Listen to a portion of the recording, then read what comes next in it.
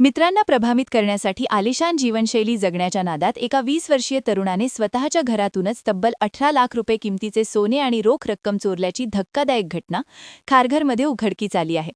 मिळालेल्या प्राथमिक माहितीनुसार खारघर सेक्टर 35 मधील महावीर हेरिटेज सोसायटीत राहणारा श्रवण मांढरे हा इयत्ता 11वी मध्ये नापास झाला होता. तो आईवडील आणि लहान भावासोबत राहत होता. त्याचे वडील पतसंस्थेचे अध्यक्ष आहेत. आईने दिलेल्या तक्रारीनुसार 30 मार्च रोजी तिने कपाटातील लॉकरमध्ये 165 ग्रॅम सोने आणि 1.5 लाख रुपये रोख ठेवले होते. 4 एप्रिल रोजी लॉकर उघडल्यावर सर्व ऐवज गायब असल्याचे आढळून आले. याबाबत मुलाला विचारले असता त्याने टाळाटाळ करत घर सोडले. 5 दिवस कोणताही संपर्क न झाल्याने अखेर आईने पोलिसांत तक्रार दाखल केली. खारघर पोलीस ठाण्याचे एपीआय शरद बरकडे यांच्या मार्गदर्शनाखाली पोलिसांनी तत्काळ तपास सुरू करत मोबाईल टॉवर लोकेशनच्या आधारे आरोपीचा माग काढला आणि सीबीडी बेलापूर परिसरातून त्याला पहाटे अटक केली.